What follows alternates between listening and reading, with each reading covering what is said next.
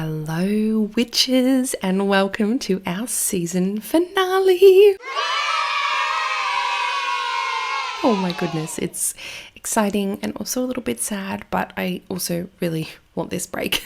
If you have been keeping up with my socials, you may have noticed that I am participating in something called NaNoWriMo, and I know I sound really Aussie bogan when I say that. It stands for National Novel Writing Month, and it happens in November every year. So yes, I am attempting to write a novel in a month. The goal is 50,000 words within 30 days, which is pretty intense, and I'm going to give it my darndest. So I have edited this episode on October 31st, just before my midnight start at writing, and I'm hoping to literally not do anything else podcast related for this month so I can just focus on getting my novel done. You may have also known that I have been writing another book, so this will be my second book that I'm writing at the moment. Book number 1 is my story from Christianity to witchcraft. It's kind of autobiographical, memoir style. I'm about 30,000 words in. That one's going really well. Putting that on the bench for the moment as I pursue this supernatural fantasy, think fallen angels, again with themes of witchcraft and Christianity. So that seems to be my thing. And I'm so darn excited. If you want to know more about what I'm doing, I'm sharing a bit on social media. I'm sharing a lot with my Patreons in our private Facebook group. So definitely come and check us out over there. Not only does it support the podcast, but you get a whole host of benefits with it as well. Like, just check it out. It's phenomenal. And you get to make witchy friends, which is always a bonus. I'm going to stop talking now, and I'm going to jump straight into our episode with Amy. This is jam-packed with really great information. So definitely listen up, get your notebook out if you can, save this for later, you're going to want to. And don't forget, the next episode that I'll be doing a Q&A with Amy is going to be on her podcast, which is called Ritual, the podcast. I will link that in the description below as well. Happy listening. Welcome to Witch Talks, a series for spiritual seekers, witches, and enlightened souls. I'm Hana the Suburban Witch, an intuitive tarot reader, astrologer, and eclectic witch, and I hope you're ready to get up close and personal with your favourite witches. All right, so, Yes. our amazing episode today is my season finale for the Witch Talks. Oh, yay. Which is so exciting. And I was really excited to get you back on because our last episode did really well in terms of like good listens and all of that. It did really well. Awesome. That's not the only reason, obviously. Like, I love you because we're amazing. I want to catch up with you all the time, and I feel like it just flows better. And I thought of doing I mean, we both had this idea of doing like this Q&A type of thing, and I've thought of doing that by myself, but I feel like that's a bit boring, a little bit boring. Sometimes it's good to bounce off people. Absolutely. So if anyone doesn't know who Amy is the owner of, hold on, we've had a name change since our last episode. Yes, we have. So would you like to reintroduce yourself with your new persona? So you may remember me from Wiccan Sage, but that has now been put to rest. It is sleeping, and I have been reborn as Rosethorn Cottage. That's where you'll find me basically on every kind of social media place. But for me, it was time for a change. And I feel like where I was, it has evolved into more of a place than a shop. So yes, Rosethorn Cottage, there is a whole story behind it that I will share. But yes, that's where I am now. I love that. Yeah. I once named our house when we lived in the Yarra Valley, and I named it Roseborn. Ooh. That's weird. That's a little interesting. Same but different. Slightly different, like cut from the same cloth. Interesting. Great minds. Yes. So today we are talking about spellcrafting and answering our followers' questions. All right. So if anyone out there is listening, we are going to do a few more of these when it comes to season 2, potentially 3, however long my beautiful podcast goes for, and on both of our podcasts as well. So we're going to do a little swapsies. If you share the love. Yes, exactly. If you have any questions, the other topics that we are going to be covering will be manifesting, deities, altars, paranormal and past lives, hexes, and protection. So if you have any questions about those specifically, send them on through to either of us. Our contact details will be in the description for this episode, and we will, compile them all up and then answer them on air, which is exciting. Yay. Yes. So, Amy, I don't know if we'll probably weigh in on each question each other. Well, that doesn't make sense. We'll probably both weigh in on each question, I think, rather than back and forth. What do you reckon? Yeah. I reckon we'll probably have some that are the same answer anyway, but we might as well both share our thoughts. Yes, I agree. So we have our first question coming in from one of my beautiful Patreons, which is Narelle. She's actually been with me, I think, for 3 years now, which is fantastic. Good on you, Narelle. Thank you, Narelle. She's an absolute gem. And she asks, do you have any tips on being able to keep your focus on your intent during your spellcrafting? Do you want to go first? Do you want me to go first? Do you have an answer? Do you need time to? I do, actually. Go for it. One thing that I really find helps me, because I can get very like scatterbrain and like, when you're trying to do something and then you go, oh, I should also do this and I should also do this and I should also add that.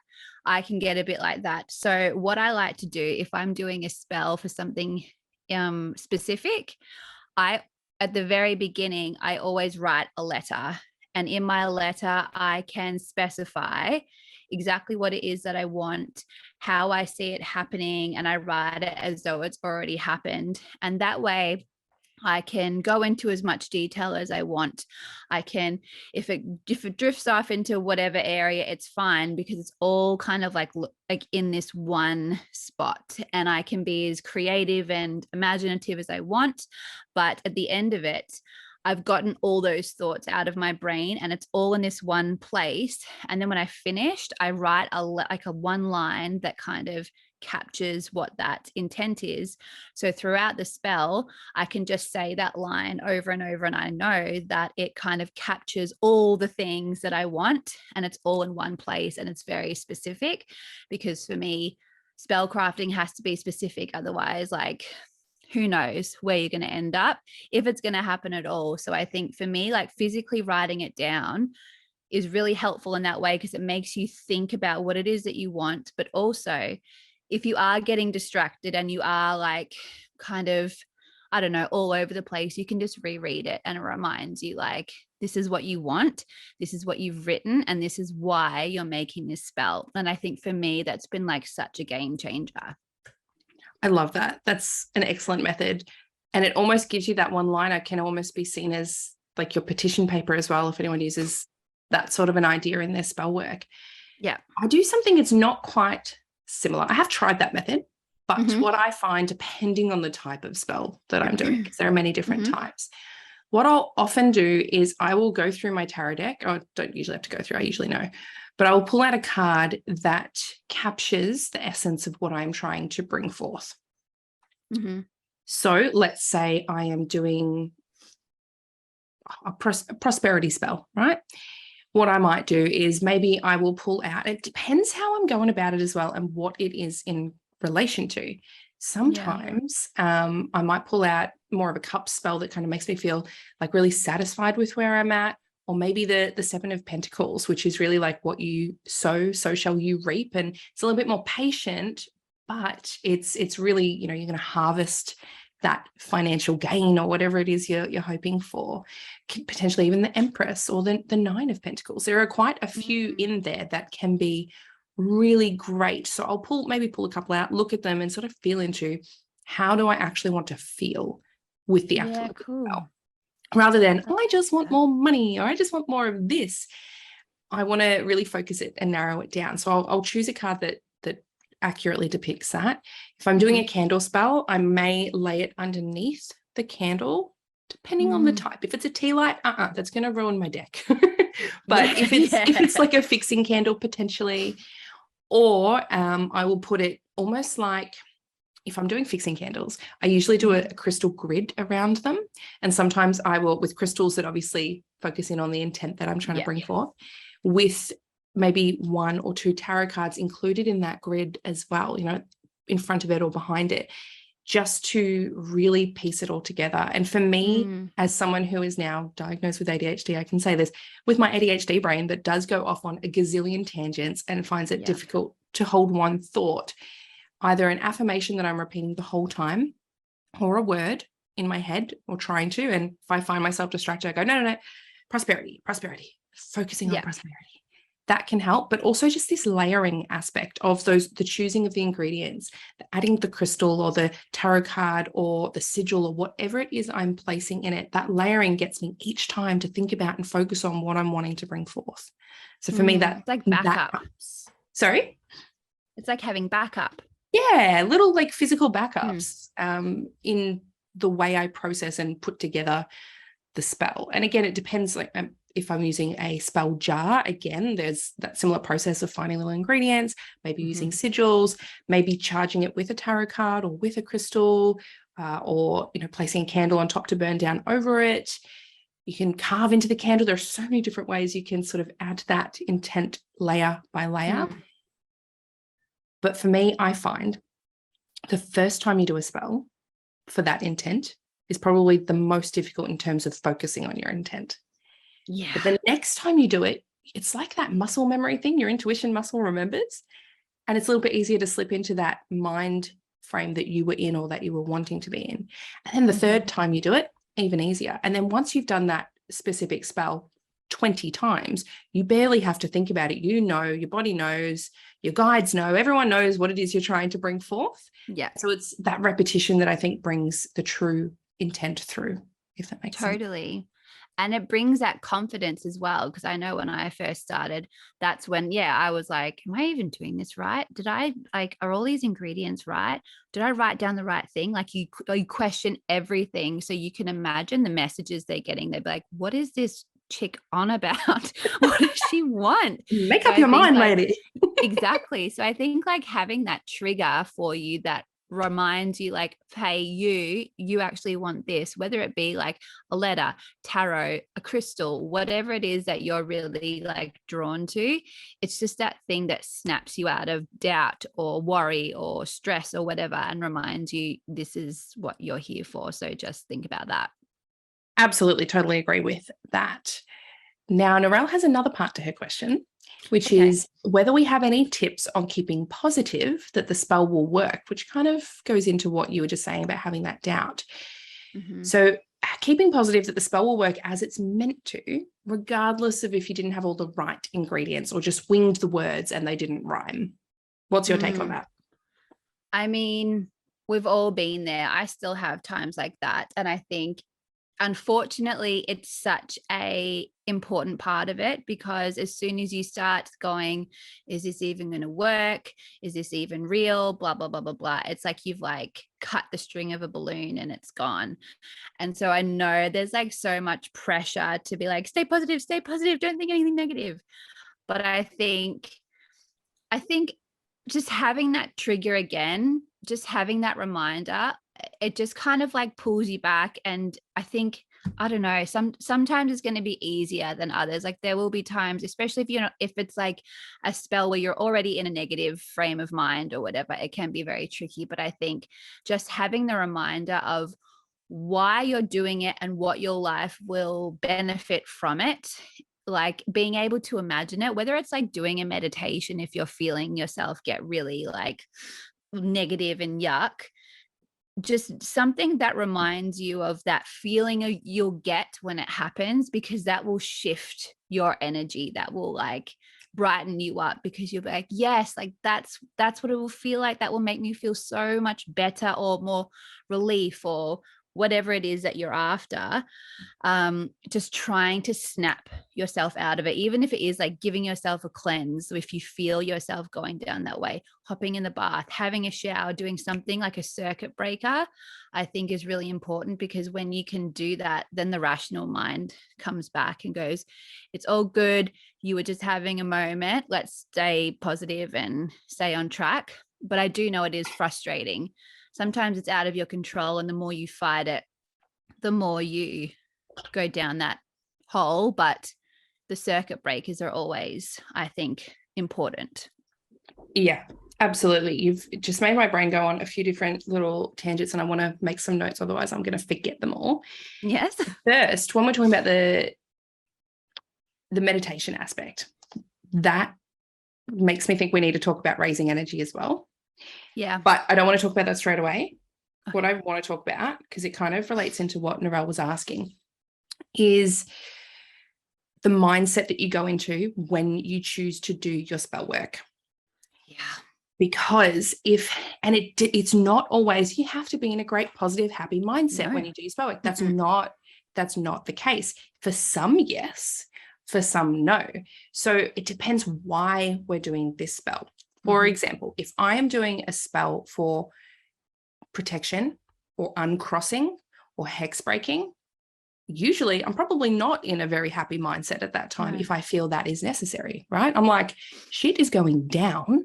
I need to do something. Now, I don't want to be in a state where I feel super victimized and like I'm currently crying. That's probably not a good spot to be. But a little bit of anger actually can really help fuel that type of spell work. That almost like vindictive, not quite revenge. I mean, revenge is almost a good energy to be in for a return to sender. But you got to be a little bit careful with that one. You don't want to be in the heat of anger where you're trying to throw daggers at people. Not a good place to be. Bit of a fine line. With those sorts of uncrossing, I'll often do like an uncrossing bath or a shower because it is a longer form of spell work where you're having to physically do something. So whilst it keeps me calm, it does also use some of that energy of I'm feeling wronged right now. I know someone sent something this way, or I know the person that has, and I'm just like getting rid of it. It's quite a lot of steps to that. It probably takes me an hour and a half to go through that specific spell. And I will do that 7 times. So whether I do that once a week for 7 weeks, 2 or 3 times a week until I've done the 7 times, that like repeat. And then so the first time you're probably really in an angry spot. And then each time you're sort of feeling a little bit better as you do it and as your body goes through those motions, but you're fueling it with the passion that comes from I've been wronged, that justice passion, right? That's a good one to sit in. We don't usually want to do spells from that really low, nothing works, I'm a failure, that sort of a place. That's next thing is weight. Yeah. Did you have anything to say on that in terms of like the mindset we go into with spell work? I totally agree with what you're saying about harnessing your emotions, because some of the most the quickest working and most effective spells I've done was when I was like, nah, this is not on, it's not happening. Like when we had that big storm, all the power was gone, it was freezing, we had just come out of lockdown, and I was like, no way are we not having power, like absolutely no way. And I did a road opener in this like angry but like controlled state. It was like that fire is in you, but it's not a bushfire where it's out of control. It's like a bonfire where you've got it circled, but you're like, I'm going to burn the shit out of this. And it's like that you're sparking. And so it's like, if you are like really sad or really angry or really happy, it's like putting that protective circle around it so it's harnessed and like using that spark, and you'll find it's like really electric. So I totally agree. Using your emotions but controlling them is so cool. Yeah, it's fun. It's almost like choosing the emotions, if that makes sense. We don't want to be, if you're in like a real Debbie Downer, like no one's ever going to love me, I better do a love spell. That's not going to work. It's not going to work. It's called desperation. It's not going to happen. But I think when we react to a boundary being crossed, almost like that, harnessing the energy of a mama bear type of thing, like you do not get to do that to me. It's strength. That is power. Absolutely. Absolutely. So yes. Now, also you'll find some spells are harder in terms of feeling positive about them and not feeling doubtful. Similar to when we do an affirmation. Let's say you are like, how old am I? 10 years ago. Me 20 years ago, 12-year-old Hana, who was in the grips of a pretty intense eating disorder, right? If someone had told me to tell myself an affirmation of, I love and accept myself, there's no way that would have felt in any way conceivable. do some mirror work and stare at yourself lovingly, or stare at yourself for 5 or 10 minutes and just no, absolutely. I was not at that state. But if someone said, to say an affirmation that was maybe, some days I might like myself more than others, that felt true. So that's where I'd start. Right. And go up from there. So you have to hit it where you're at. If you're trying to do a prosperity spell and you have not had money for a really long time and it's quite desperate, you're obviously going to feel like how is this going to work? Right. I never have money. That's a really hard place to start. So instead of going, I'm going to do a spell to manifest $500, where that might feel really wild and out there, maybe you switch it up. And instead of that, you focus on, I'm going to feel a little bit more secure next week in being able to pay things on time than I normally do. Like, just start like smaller, break it right Baby down steps. if you're feeling super doubtful. Yeah, totally. One of my favorite things that I do, because like I said, everybody has times when you're like, I'm not believing anything I'm saying because my emotions are too strong. One of my favorite things is I listen to subliminals every day. And a subliminal is like having your affirmations, and they're put on like usually like meditation music, and someone's recorded them saying the actual affirmation, and they've sped it up so fast that we can't like hear it with our human eyes, but your subconscious can hear it and takes it all in. And so every morning I'll play, if it's like, especially if there's like a morning where the kids are going nuts, I play the calm one, and you notice that even though no one can hear what they're saying, it goes deeper past all the emotional stuff that's blocking you, and it gets into where it matters, and the whole energy calms down. So I think if you feel like I'm not believing what I'm saying, nothing is getting through, something like that is really good, because it just like kind of, it's like a cheat way, like it does it for you, where it just goes into your like way deep levels of your brain and goes, right, this is what she's trying to tell you, but she's not listening. So stuff like that is really helpful as well. Yeah, I love those. I have a few of them saved on my YouTube. There's a playlist called meditation.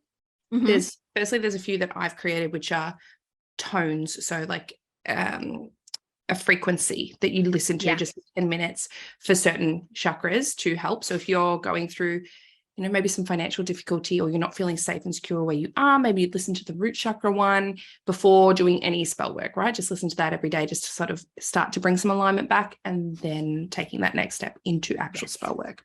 But I've also got some other ones that I've saved into there from other people, and I've considered making myself, where it's those subliminal ones that are sort of in the background with like crashing waves or beautiful gongs, and they're just really great to have in the background. So, and I love the tip about using it on the kids. I'm going to steal that one from you. Works like a charm, because if you said you have to listen to this meditation, they'd be like, hell no, I'm going to like rebel.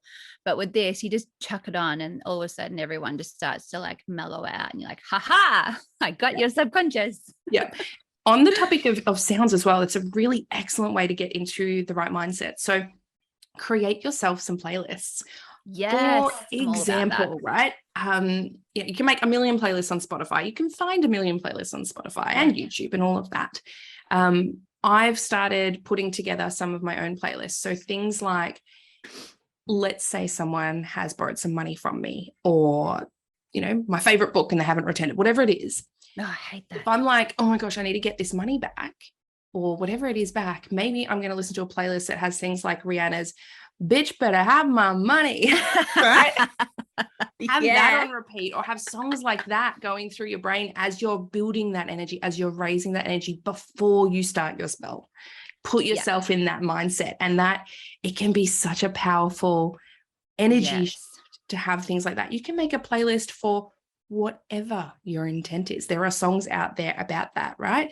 Money, money, money, like all sorts of things. There's a great one on TikTok, and I think you can just look up Money Tree, and it's like this affirmation that this guy does, and it's fantastic. I've got it in my little favorites, and I'll listen to it every now and then. And he's like, ching, ching, ching goes the money tree. Every time it chings, money comes to me. Yeah, that one is really, really good. I think you just look up, money tree. But it's great. So stuff like that can just be so helpful, and you don't even have to do a spell with it. Just put it in the background, and that almost gets you in the mindset that you're sending out those vibes. That makes Totally. sense. I agree. The other type of mindset I find for spell work that can be very effective is desperation. And that is where there is no other, you don't have any other course of action except for this. This is the only step you can take.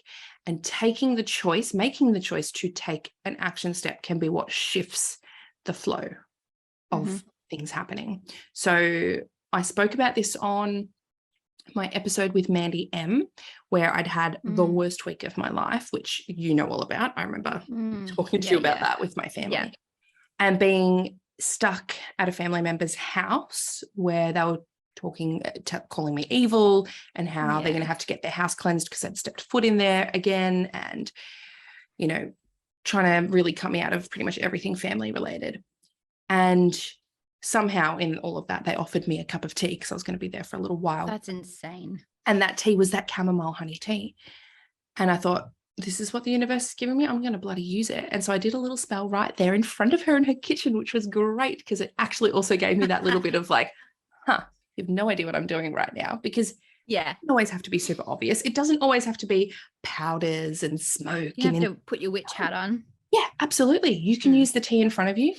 Give it a little stir. She'd left the tea bag in. I didn't have a teaspoon. So I used the tea bag to stir it to say what I was wanting to call in, which was calming myself, calming this whole situation, sweetening the situation. And it did work, because that was at the time I was begging to go and be allowed to go and see my dying grandfather.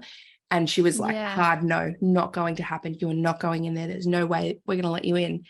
And I ended up getting to see him that day. So I was like, it shifted things. A cup of tea and a strong, focused intent is all you sometimes need.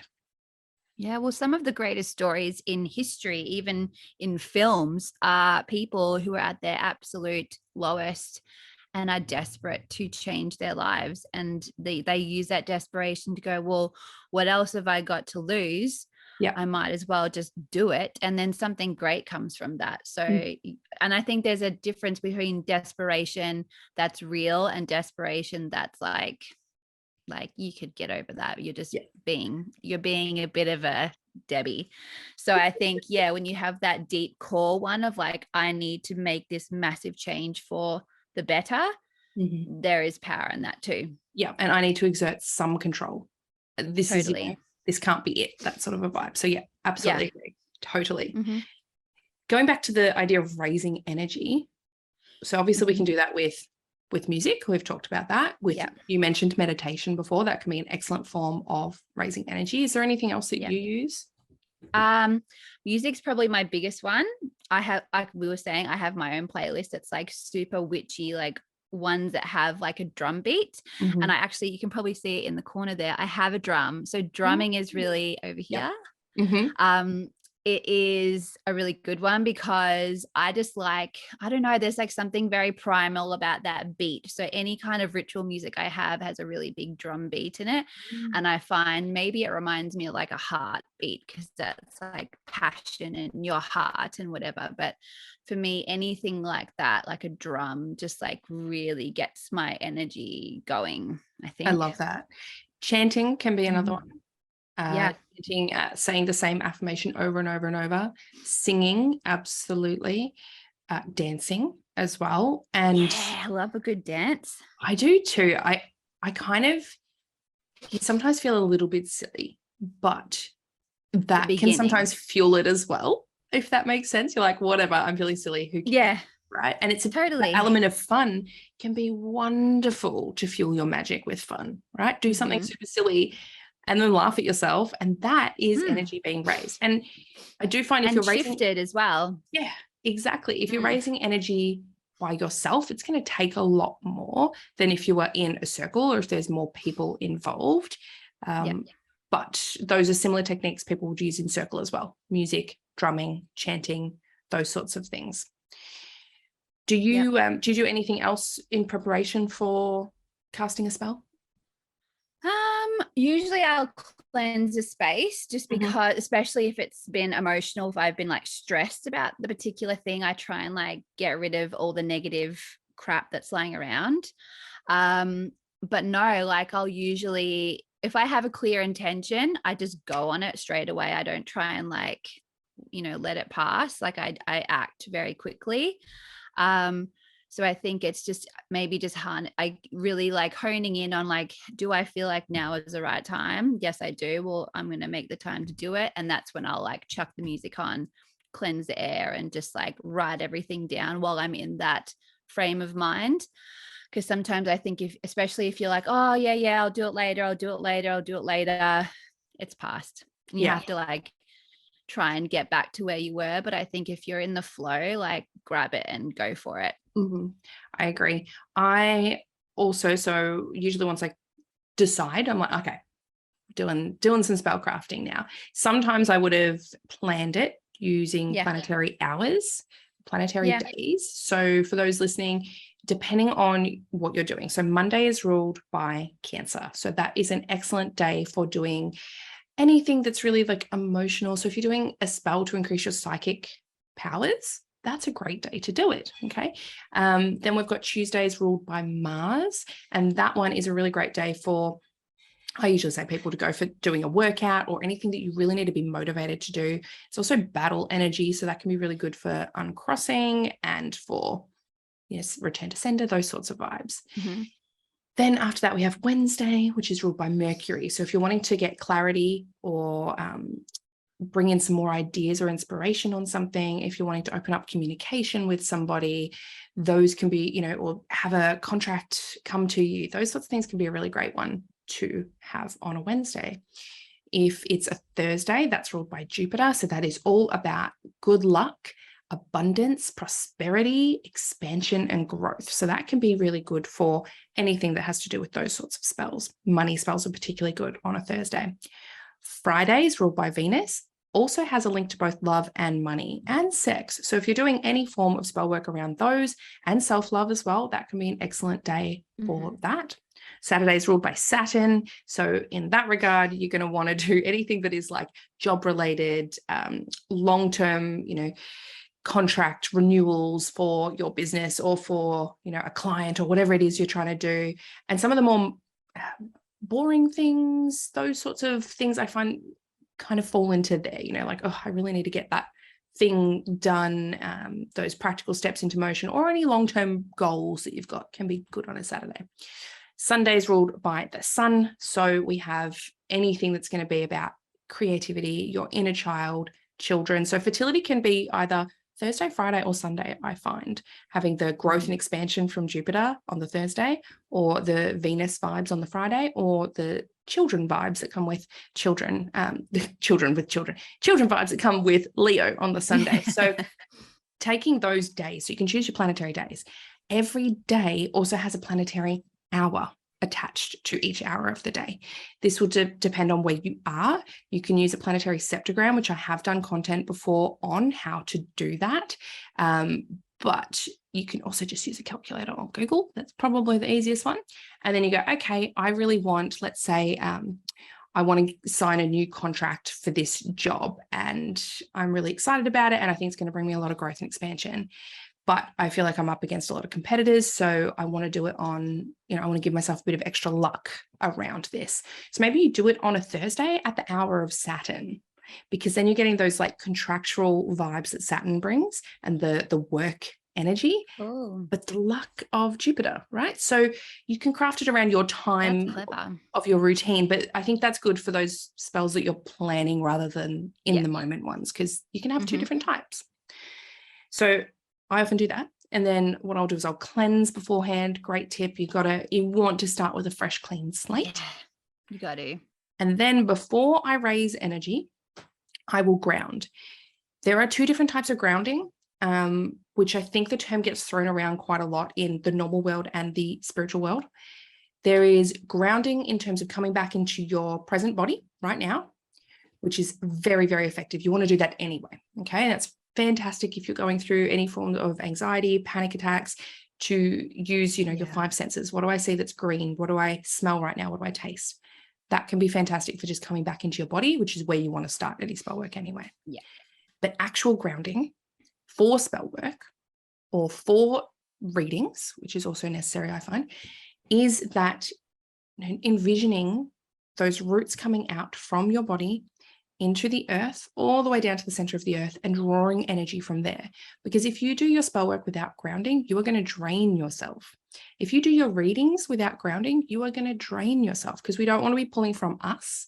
We want to be pulling from that earth energy. You can also, pull from above as well. So that celestial energy also. Oh, You can totally. have both going at the same time, almost running like a circuit through you. And that is going to fuel a lot more power to what you're doing and leave you less drained afterwards. Because if you do a spell work and find you're hungry, you have a headache, you're really tired, then you haven't grounded properly. So how about you? Do you ground before every form of spell work?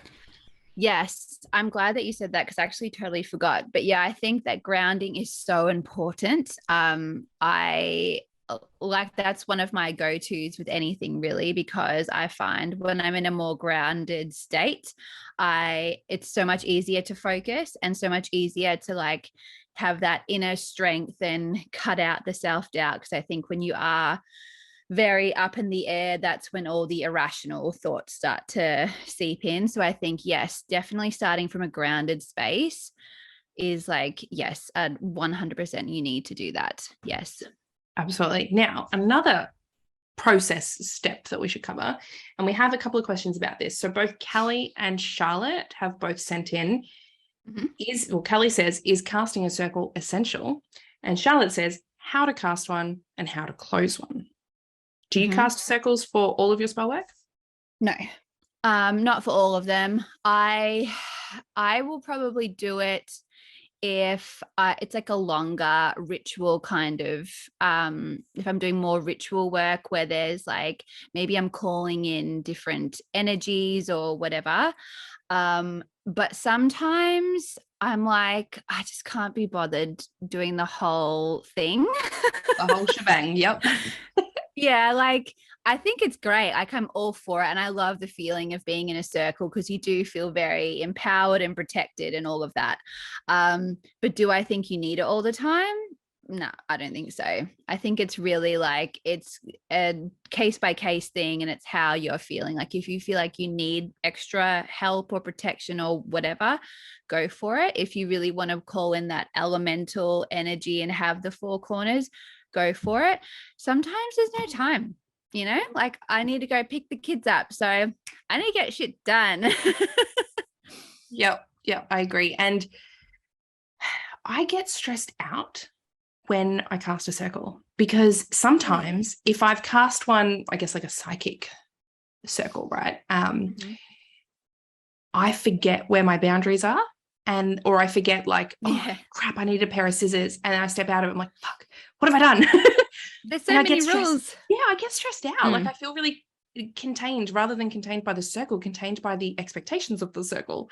Yeah. And so then I started playing with like, okay, what if I like do a physical circle? So I've got these little gorgeous little stones that I've got the elements marked on them, and I put those in the four corners, and I'm like, and candles sort of in between each one to like mark out my circle. But the same thing happens where I'm like, I forgot something, or my son wakes up and I have to go out and settle him, so I have to like go out and come back in, and then I'm like, oh, I have to redo the whole thing. It just adds an element of stress to my spell work. So I don't often do it. Now, in saying that, I do something that's not quite a circle, but it is kind of similar.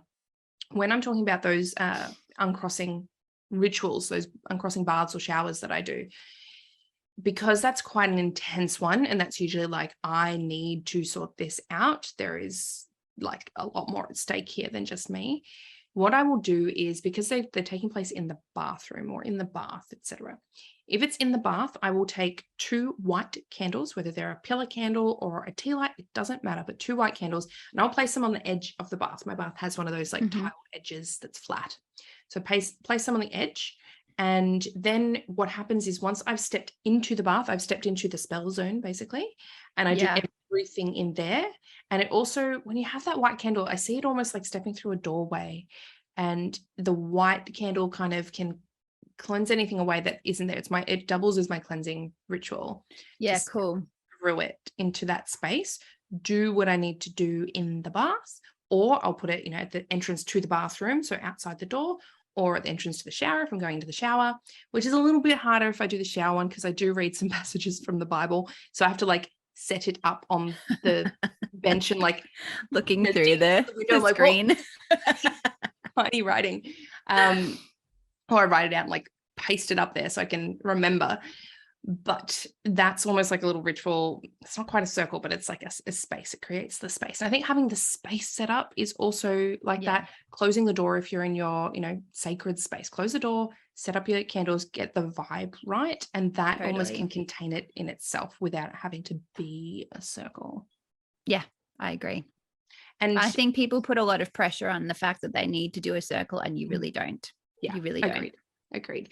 Do you have a specific way that you cast a circle?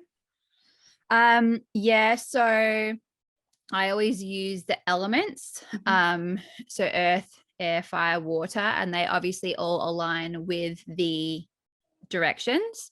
And then I will always, I'm like you, where I forget where my circle is, and I'm like going, did I just break it? So I use a crystal that is connected with each element, and that will remind me, like, Amy, don't cross here. This is what you did. Don't do that. And then, so I'll always call in earth first. Everyone, there's a whole thing where you can call in different elements first. And I mean, who really cares? Just call in the one that you want to. I've written it down somewhere and I'm just trying to find my little book where I wrote it so I can, like, if someone wants it. I think traditionally it's like, now I'm going to forget. It's like earth is usually first because earth is north, and then east is air, south is fire, west is water, west is water. And I think that's usually how it goes. I have issues with that, and I've got my little book of shadows because you got to write this stuff down, otherwise you forget. So I'm pretty sure. What have I written this for? I changed my elemental directions. Yeah, you can. Because they didn't make sense to me. And so for other Southern Hemisphere witches that might feel like this, I recommend you do this. So for me, I use north is fire. I have east is water because the ocean is to the east. We're on the east coast. It's all water. That's true. If I put water to the west, that's just desert. Like, that doesn't make sense. And then I put fire as north because it gets hotter as you go north towards the equator, right? That's true. South, I've done earth, and then west, I've done air.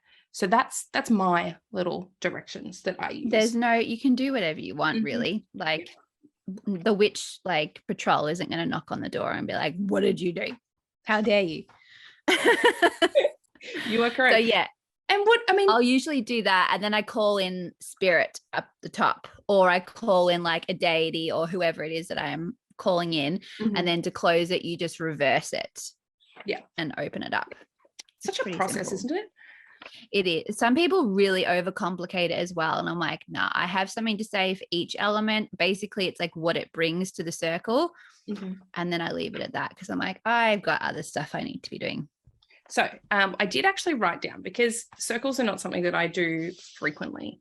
I wrote down the way that Matt Oren recommends doing it, which he wrote in his book, Psychic Witch. Yeah. So in his one, it says face north. Now, I don't know if I've written this to change to my north ideas. I can't keep track. But this is what I've written in my book, Shadows, from his book. Face north and say, I cast this circle to create a space beyond space and a time beyond time. Spin clockwise once, pointing finger or wand. I cast this circle to block out any energies and spirits that are not allies of mine. Spin once more. I cast this circle so that all energies raised herein will be confined. Face north, raise hand palm up to sky. As above, turn palm face down, so below. The circle is sealed, and clap loudly. To open, move counterclockwise with your palm like opening a curtain. And I liked his version because it felt simpler. Yeah. And easy. But again, you just go with what works. I don't do it that often. So no, Kelly, it's not essential. To answer your question, no. Yes. Now, Charlotte has asked, what are sigils? See, sigil, sigil is like a protective symbol that you create.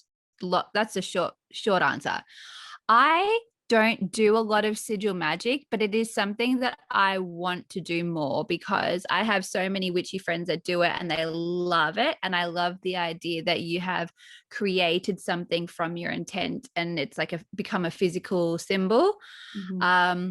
So I'm not the best person to answer because I would also like to learn more about it and do it.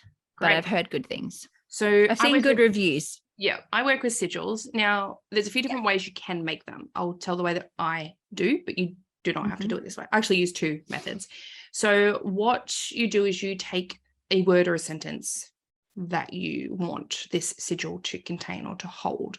I will give an example. When I was pregnant with Toby, because I'm a public witch and I was public and like my bump was in all of my photos and videos and all of that. I was very proud of my bump. And I was concerned about the, I guess, spiritual vulnerability that sometimes you can feel when you're pregnant, right? Yeah. So what I did was a spell to protect both me and my baby. And so what I did was I made a sentence. I think it just was like, by my baby and I are divinely protected, something like that. So you write that down and then you take out any letters that repeat themselves. So my baby, when you get to baby, you've already used the Y in the word my. So take out that second Y and the second B. So my baby, so it would be M-Y-B-A, and that's sort of what those letters would be. And you go on through the whole sentence. Now, once you've got it down to like a few letters, a lot of people will remove the vowels and you can include Y in that or not. It's up to you.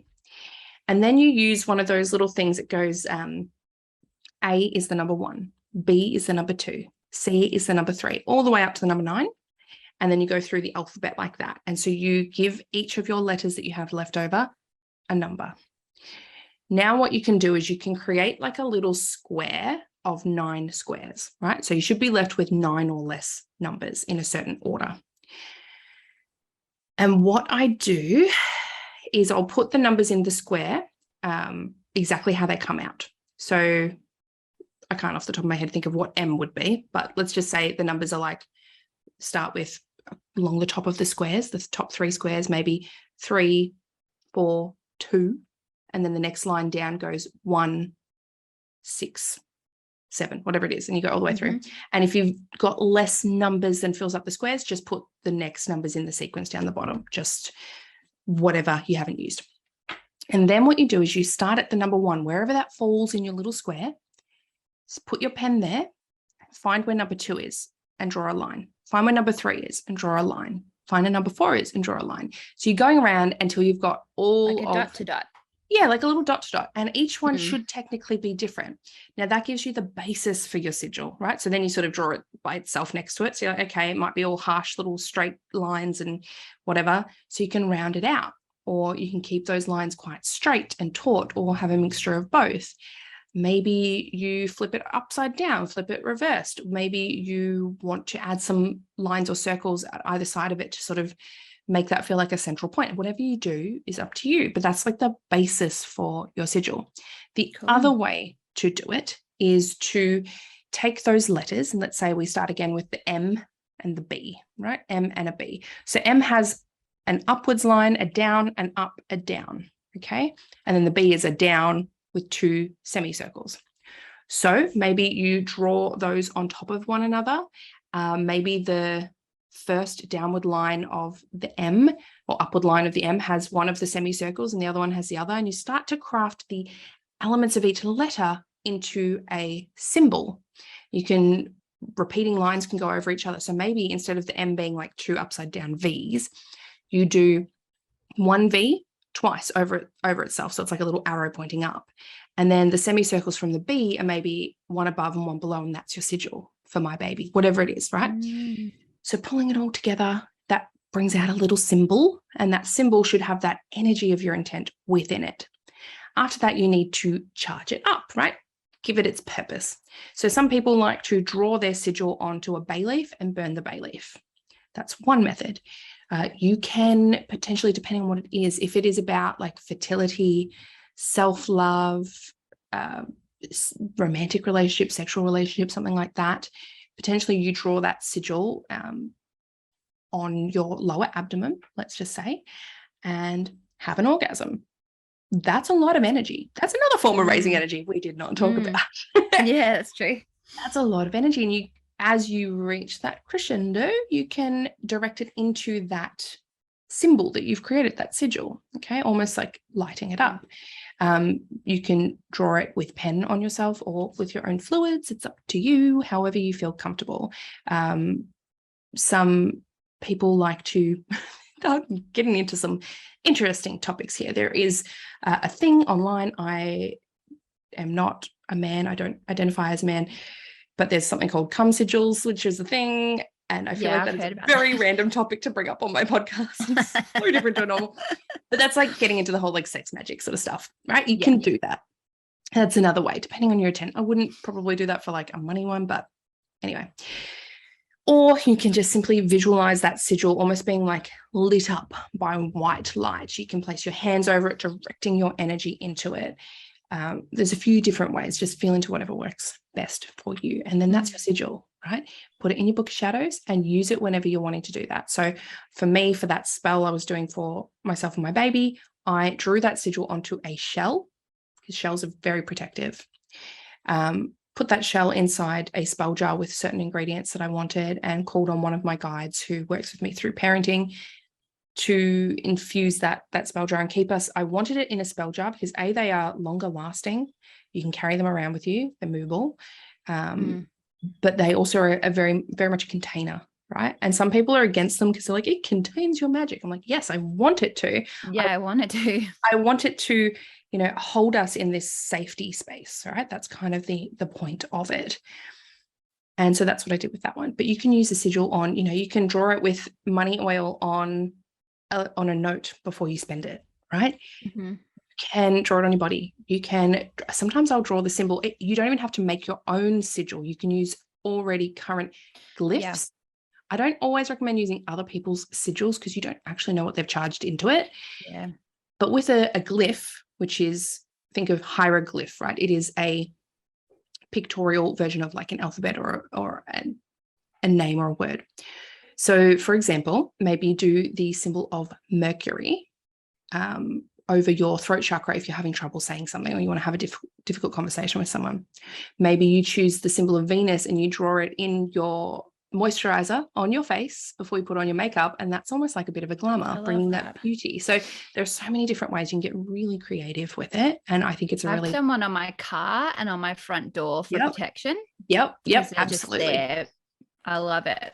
Yes, I will draw cool. I've got a protective symbols that I'll just draw with my finger on the wall of a space when I walk into it. If it feels off, like if I'm in a hotel room, I'm like, oh, it doesn't feel quite right, so I'll draw this on there. Yeah. There's just so many different ways. It's just very practical, I find. So yes, that's a sigil. That's how you can do it. I do have a proper tutorial on my YouTube channel as well, which shows you the process I just tried to explain, which I didn't realize how difficult it would be. You did well. I learned something. Okay, good. All right. Now, the next one we have, and this kind of works in, right? So Narelle asked a question and then Alicia asked one as well. So, and they're both very similar. Narelle has asked, how closely do you have to follow an ingredients list for an existing spell? So where if it says to use pyrite, but you don't have pyrite, can you substitute it? And what to keep in mind when substituting. And Alicia says, what's the best way to substitute ingredients you can't source? If the spell needs mandrake root and you can't get it, how do you substitute it to get the same result, given the properties of the replacement ingredients may change the spell a little bit? What do you have to say on that? I have that book by Scott Cunningham that's like the encyclopedia of magical herbs or something. That is one of my most used things ever. My take is that if you don't have the ingredients, it really doesn't matter, because you can look up this book and there's like sections where it's like all the herbs that fit under protection or career or finance or whatever. And there's like so many different ones that you can choose, but I'm all for following your intuition. And sometimes if there's a spell that has like a set ingredients, I'll go, but I really feel like it needs this. And so I just do it because it's going to have more meaning because it's come from me. And so I'm all for mixing and matching ingredients because you feel drawn to using them, because even if they don't like technically make sense of why they should be there, there's a part of you that knows that it needs to be there. And usually if you look it up, you'll go, I see where the connection is. But I'm all for following your witchy gut instincts and going with what means more to you rather than what someone has told you that you need to do. But if you want, I mean, the rule is to kind of replace it with something that has the same properties. So having a book like that is really helpful because it can just kind of like guide you in the right direction. But if you are pulled to something else, I would go for that first. I agree. I don't have that book. It is actually on my Amazon wish list. Get it. I would like. I do link my Amazon wish list in my description. So if anyone feels like someone get Hana the book for Christmas or something. But I have a book called The Book of Herb Spells by Sherilyn Darcy, who is an Australian author, also an ethnobotanist. So fantastic place to go if you do. Most of my spell work is heavily using herbs. Doesn't have to be herbs, plants, etc. Doesn't have to be. You can use many other things in your spell work. But for me, that's been a really helpful book. Just in sometimes when there's a spell that I haven't done before, or intent I haven't worked towards before, and she does a really great job in those ones. She'll list some possible things you can substitute for, and she'll put an asterisk on the ones that you can't substitute out. It won't work for that spell. So I found that interesting to have that little guideline in her book. That's good. And there's a nice little list at the back of her book on what they all mean. Now, what I have done and what I recommend everyone do, especially if you don't have Scott Cunningham's book, I have my little book of shadows. I have many little spiral books and little notebooks that I have all of my stuff in. And one day I was getting very frustrated with this exact thing, right? So I went, I'm going to put together my own little thing. So I have a little page. It's not fully fleshed out yet, but it's just called Herbs and Plants. And what I did was I wrote down every single herb or plant piece of material I had in my home or access to, right? I was just like, okay, I have this. I have, red sage root. I have clove. I have cinnamon, lady's mantle, vervain, licorice, Irish moss, rhubarb root, jasmine, centauri. Like I have all of these beautiful things. There's quite a few pages. And then I've just, whenever I've used it or whenever I've found it in a book or whenever I've read about something about that, I will write it down. For example, licorice can be used for love, lust, fidelity, attract a lover, right? Clove is great for protection, banishing, burn it to stop gossip or to purify. It brings a sense of kinship to a gathering, clarity, protection, protects babies if strung together over a crib and used in exorcisms. So that was great. And I was like, great, I have them all there. But then I was like, when I'm actually looking for I want a spell that does this, I have to read through all of them. And I was like, that doesn't work for me. So I made another list in the same book. And I think it's a few pages after, because obviously it came up afterwards when I was like, that didn't work. And I literally just wrote crystals and herbs. And then I've written all of the types of spell work that I'm likely to do. So business, love, prosperity, abundance, luck, success, money, psychic development, uncrossing, road opening, return to sender, cleansing, happiness and joy, fertility, health, victory, clarity, protection, crossing, hexing, and uncrossing. I think I've written twice. And what I then do is I go back and look at the ones that I actually have and write them in there under that meaning, under that, intent. So if I'm going to do organized. Yeah. If I'm going to do a protection spell, I know I've written it down here. I've got Devil's Club, Rue, Bay leaf, yarrow. If I'm going to do crossing, sulfur, hot foot powder, victory, bay leaf, I can flip to them to figure out what I'm going to need for that specific spell. And I just add to that. I'll add crystals to it. Maybe I'll write a sigil next to it when I'm using it. So then when I sit down and go, oh, you know what, I really need to do a spell for X, Y, and Z, I've got all of my own personal things that I have here already. I don't have to go buy anything and I can just use them. So that's my little long-term hack for everybody. I like that.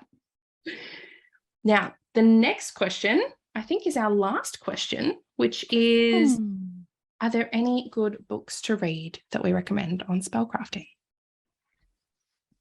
Oh my gosh, let me think. I know Aaron Hiscock Murphy wrote a book called Spellcrafting, and she is the queen behind the Green Witch and the House Witch. That's a good one. Oh my gosh, let me trace back through my memory of what books I have. I You like go. Well, I like Intuitive Witchcraft by Astria Taylor. Yeah, that's a great book to have on hand.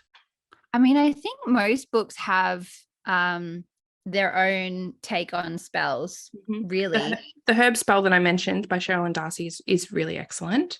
that is a good book. And if you want to get into candle magic, Lucy Staza, I think is her name, does a really great, I think it's a Pagan Portals book. So it's really little. I love Pagan Portals. Oh, me too. They're just so quick and easy to read. Just gets to the crux of what you want to know. That one's a really great one. I think it's just called Candle Magic. Stars. I've listed it. I've got a blog post on some of the books that I do recommend, and I've listed it in there, which I'll link in the description box to this episode as well. So that's a good one. Meg Rosenbreyer's The Healing Power of Witchcraft is another great one that I use frequently. And one of the only books that really actually talks about raising energy as well, I've found. So there's a couple there that you can get started with. Yeah. I'll have to go through. I cleaned my office. So all my books, usually they're scattered everywhere. Stupid Amy cleaned up and put them all away. So I am no help. You're nesting. You know, when you like go to pick a movie and you go, I know there's a movie I really wanted to watch, and you sit there for 2 hours going, no, yep. That's what I'm doing right now. I can't think of anything I've ever read. I know the feeling. I'm reading currently. It is called Baba Yaga's Book of Witchcraft by Madame Pimenta. Ooh, interesting. So I'm probably halfway through, and obviously I'll write a review. Yes, I know that book. Is it good? I am actually considering, and I haven't finished yet, so I haven't put it on yet, but I'm considering adding it to my top 5 books I recommend anyone reads. Ooh, that's a big statement. It is. Now, it's all about Ukrainian witchcraft, right? Yeah. Slavic witchcraft, which I'm not Slavic, but the way she's put this book together is really, really great. Each chapter starts with some of the folklore, like a story, like we're following this character through her story as she's trying to meet Baba Yaga, which is, the witch in the woods who lives in this witchy cottage that walks on chicken feet, and she flies around in a mortar and pestle. Like, cool. It's really interesting.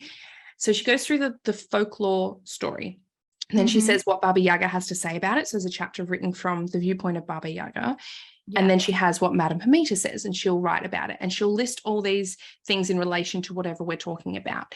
Now, I think it is a great book for anybody because it takes you through many different types of magic, many different types of crafting magic, putting magic together. You don't have to copy the Slavic methods, but it can be a great way of inspiring you and seeing as well where some of those roots of witchcraft come through. And now when you watch movies like Howl's Moving Castle, which is a Studio Ghibli movie, you can start to see why they put chicken legs on his castle. And you're like, oh, they've drawn on that folklore from Slavic history, right? Like there's really interesting things in this book that I have found. And it's just sort of opened my eyes and inspired me a little bit. And I think books that are inspiring and make you want to do something are great. So I've I've asked Llewellyn to reach out and see if I can get her on the podcast for season 2. Oh, fun.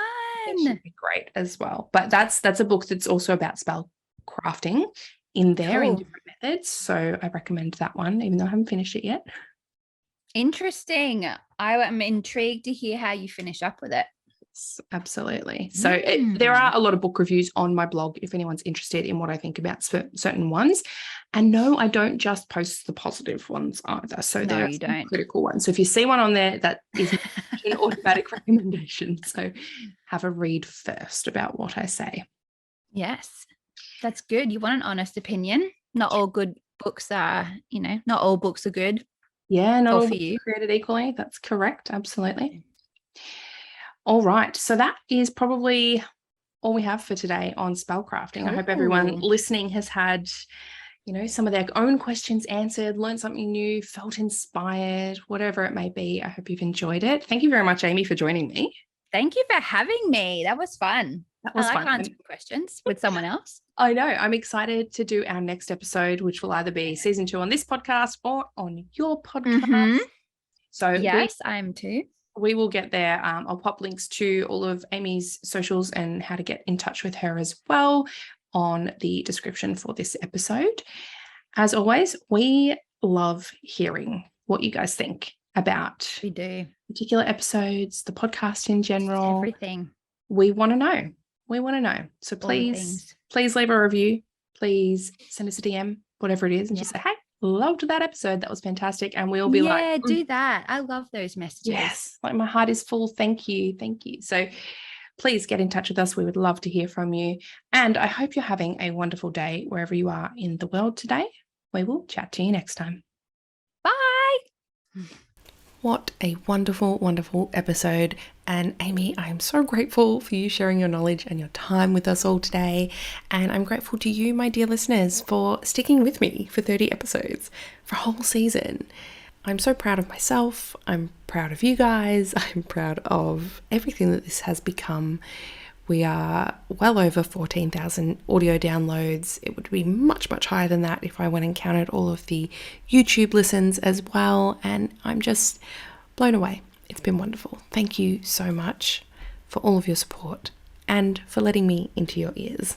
It is such an honor. I hope you have a wonderful Christmas and New Year's.